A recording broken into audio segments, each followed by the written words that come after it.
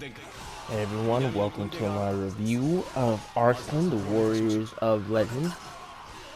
This is a game developed by Koei Tecmo, uh, KT for short, and KT is basically the developers of a few other games series, Dynasty Warriors, Samurai Warriors, um, One Piece Pirate Warriors, um, I believe also Hydro Warriors, and Warriors Gundam, and perhaps a few more.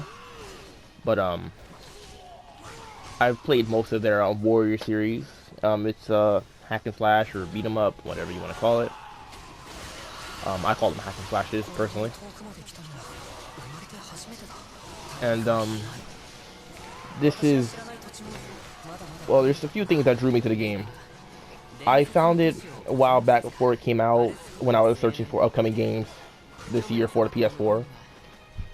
Um, I believe I mentioned it to a friend. They told me that it has an anime, and basically it is adapted from the anime. So, we checked that out. I liked it. It only had one season, so I watched that real quick. Um, probably watch it like maybe a week or two before the game came out, in preparation for it, to get myself acquainted with the characters and the story and whatnot. So I got the game. Just came out not even 2 weeks ago. I played it over the weekend, beat it 2 or 3 days. So that goes to show you that it's pretty short, but it also kept me entertained enough to play it consistently and finish the story mode. I am going to be making comparisons to the anime, since that is what it's adapted from, and comparisons to other Warriors games, since they're all developed by the same company and whatnot. And they're basically spin-offs as far as the gameplay goes of their main title, which would be Dynasty Warriors. So first off, as a Warriors game, which is what I call anyone made by KT and has this gameplay.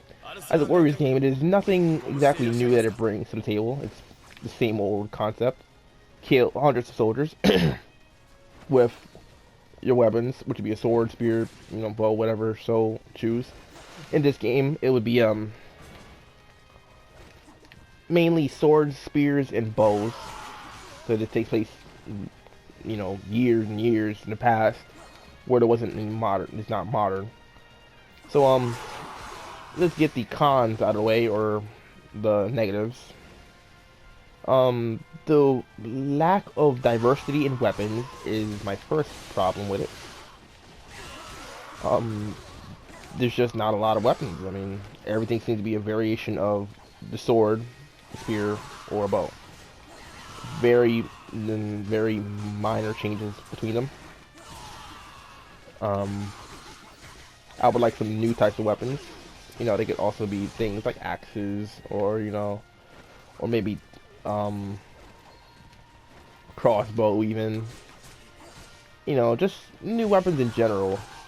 Maybe some different types of swords, like katanas or great swords, broadswords.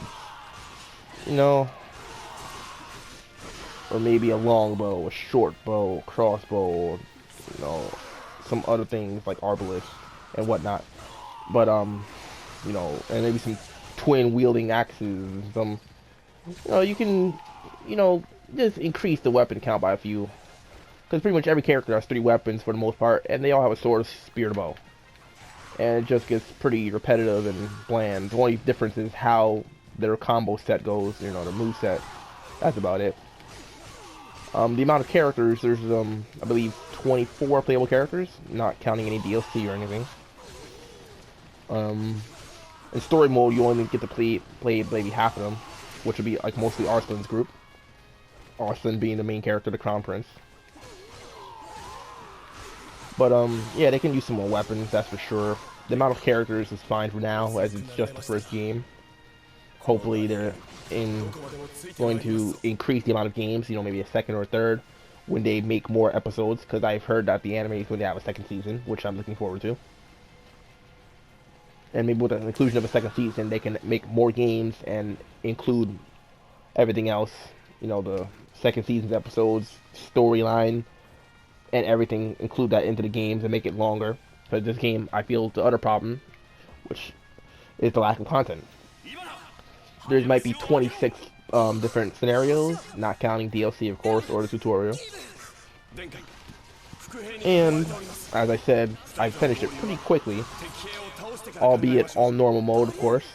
I didn't try easy, normal, I didn't try easy, hard, or extreme, which won't be much different except, you know, how long it takes to complete, of course. The content is lacking, but it is pretty faithful to the anime, which I like. And it is, the story, the plot, not bad at all. Just needs more to it. Because it feels like, as far as story-wise in the game, they've condensed it to fit the game, and it's not been lengthened out like it is in the anime. The details are really gone. And they've added in some battles that weren't in the anime, added them into the game, so there might be a little bit of confusion if you've seen the anime first or watch it afterwards as to what is really canon and whatnot. One more thing that I wasn't too happy about is the lack of diversity in enemies.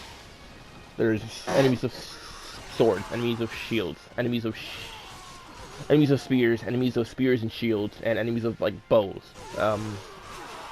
That's about it. Then there's the there's not even that many different types of officers. There's the playable characters from the enemy, and then basically every other like commander is just called like, captain or general, and there's not diversity in their moveset or anything really. It's just add a little more health and give them a different armor. That's about it. I would like a little bit more diversity and variety. Keep things not so repetitive. You know, don't want people to get bored too quickly or anything like that.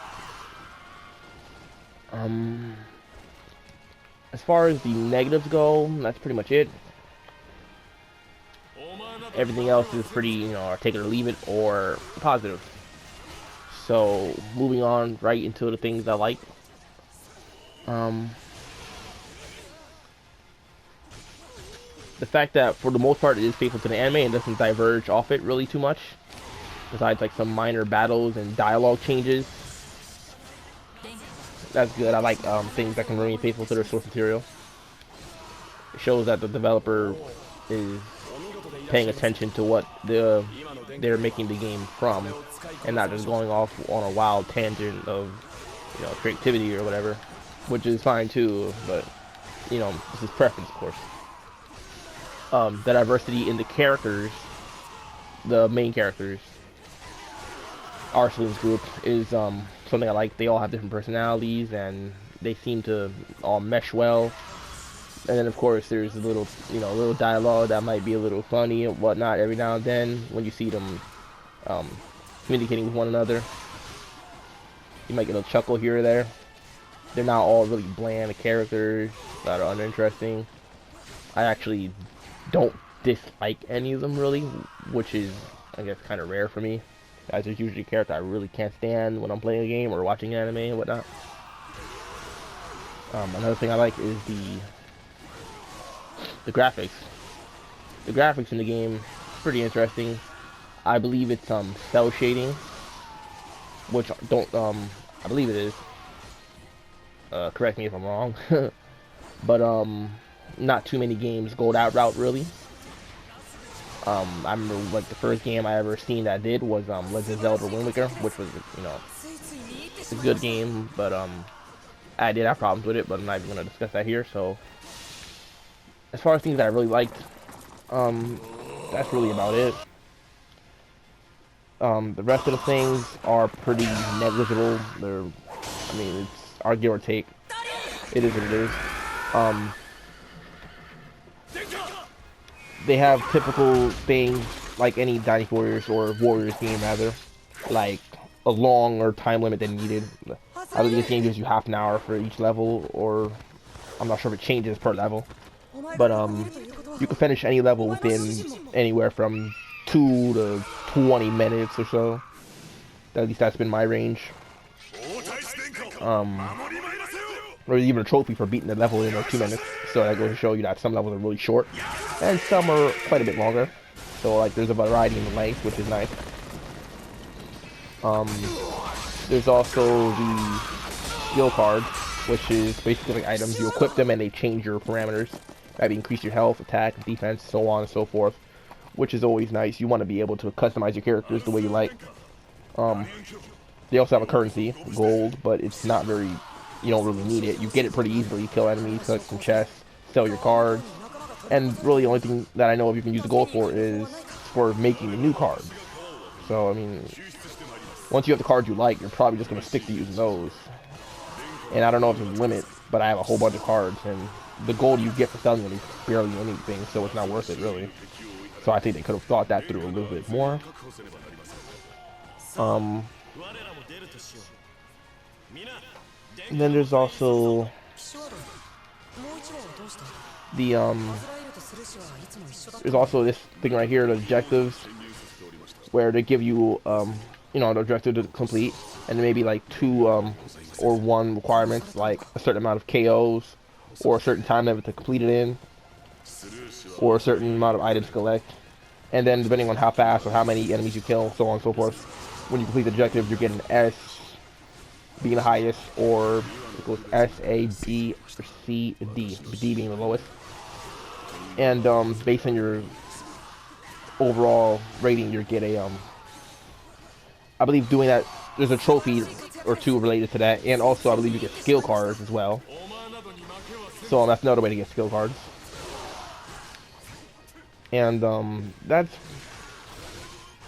about it, really. I think as far as game versus anime, I liked the anime more. It kept my interest a little bit longer, I guess. And I'm looking forward to season 2. And I'm hoping along with season 2, maybe they'll announce a new game for it that might be out next year or the year after. Hopefully they'll take the time. They implement all the new things from the new episodes. Hopefully they add some new weapons and some new characters and some new enemies to fight, or differentiate them at least a little bit. I need a little more variety, diversity in these things. That's about it, really. Overall, if it wasn't for the fact that I like the anime and that I like Warriors games and I played a whole bunch of them, I probably wouldn't have been into the game too much. I might have bought it, played it for a minute, and like got bored and resold it to someone else, or returned it if I could, or I would have looked at a gameplay and not even got it at all, to be just being honest. And I would recommend it to anyone who's a fan of the anime and or a fan of Warriors games in general. If I had to give it a rating, oh wait, one more thing. The soundtrack, the audio and whatnot, the dialogue is in Japanese. It is not English dubbed. The anime, however, is in English dubbed, and I watched it. The voices were fine to me. Had no problems with them. As far as the game goes, there is no English dub, and I don't believe they plan on making it, but that's fine. We can all read subtitles. As far as the music goes, I can take it or leave it. I usually don't listen to the music in video games too much. I usually listen to my own music, or, you know, something, or talking to someone, you know, not really paying attention to music. But it's basically typical music you find in Warriors games, where you're killing a whole bunch of enemies and the music's just really a background thing. It's not really the focus. Sometimes it's there to put you in the mood. Sometimes it's just there to be there. I can take it or leave it, really. And yeah, to end it out, I'd probably give the game on a scale from 1 to 10, I'd probably give it a 6.5. If they made the changes or additions to the game that I mentioned personally I'd like to see, it'd probably go up quite a bit higher, you know, maybe 8, 9, it'd be a great game. But as for right now, it's above average. It's not too bad. If this lacks little content, ID. That's about it. So once again, subscribe to the channel, like the video, leave a comment below, tell me what you think about the game, tell me what you think about the anime, like, or tell me what you think about Warriors games in general, or the genre, hack and slash, beat 'em up, whatever. And thanks for watching, and stay tuned for more.